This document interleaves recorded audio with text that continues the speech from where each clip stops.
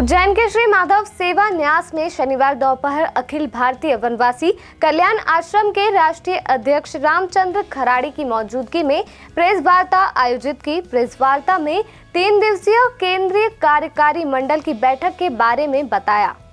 राष्ट्रीय अध्यक्ष ने बताया कि माधव सेवा न्यास में 3 दिवसीय केंद्रीय कार्यकारी मंडल की बैठक में देश भर में अलग अलग प्रांत के 300 से अधिक प्रतिनिधि भाग ले रहे हैं, जिसमें वनवासी बंधुओं की समस्याओं के समाधान की दिशा में और अधिक प्रयास क्या होने चाहिए पर चर्चा होनी है। बैठक हर साल आयोजित होती है, इस बार महाकाल की नगरी में रखी है। पहले दिन बैठक में प्रस्ताव पारित हुआ और सरकार को सचेत करने की बात हुई कि किसी भी जाति को अनुसूचित जनजाति की सूची में जोड़ने के पूर्व कमेटी द्वारा निर्धारित मापदंड व प्रक्रिया का कड़ाई से पालन किया जाए। साथ ही वर्ष 1996 का पैसा एक्ट लागू करवाना, 2006 के सामुदायिक वन अधिकारी को जमीनी स्तर पर लागू करवाना व अन्य चर्चाएं होनी हैं।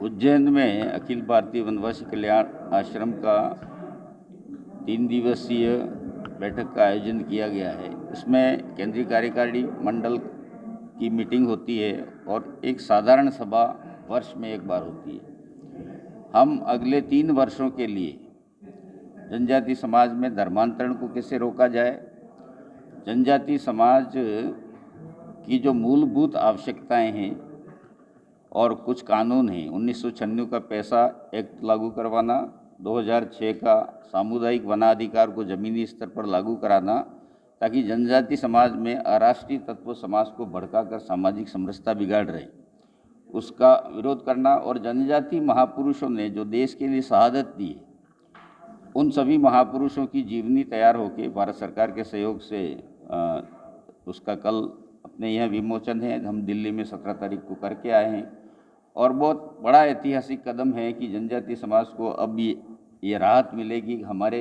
समाज के पुरुष भी देश के लिए कुर्बानी देने वाले थे, उस तरह से उनका एक सम्मानजनक स्थान तू और मैं और एक रक्त। अब ये समाज ये समझने लगा है कि हमारा समाज जो सक्षम है, हमारी संवैधानिक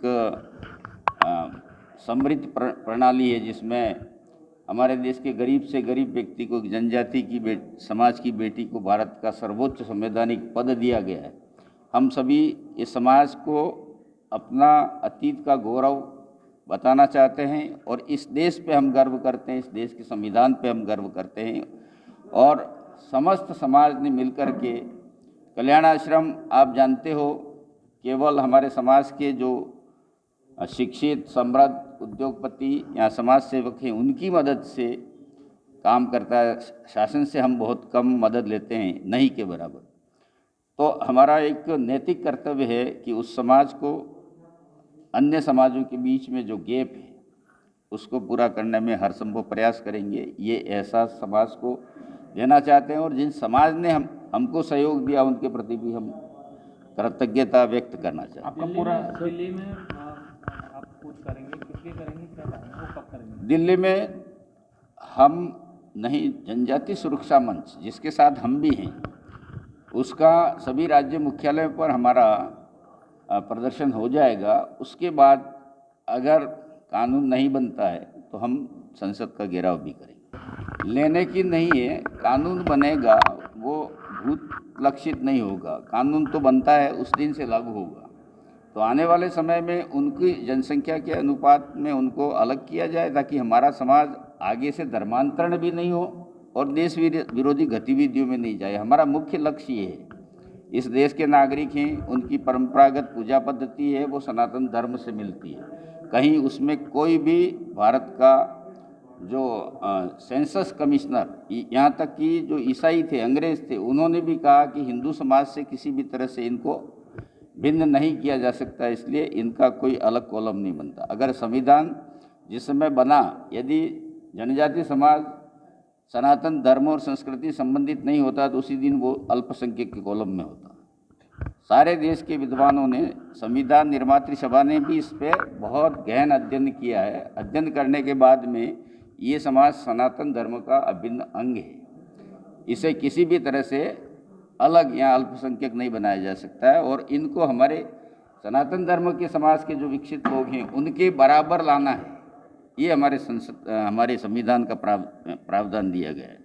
उनको सभी मंदिरों में प्रवेश करने के लिए उनके लिए सारी समाज ने हमें हर तरह से सहयोग दिया है, ताकि हम भी हमारे सामान्य वर्ग के जो लोग हैं उसी तरह से बराबर का दर्जा प्राप्त करें।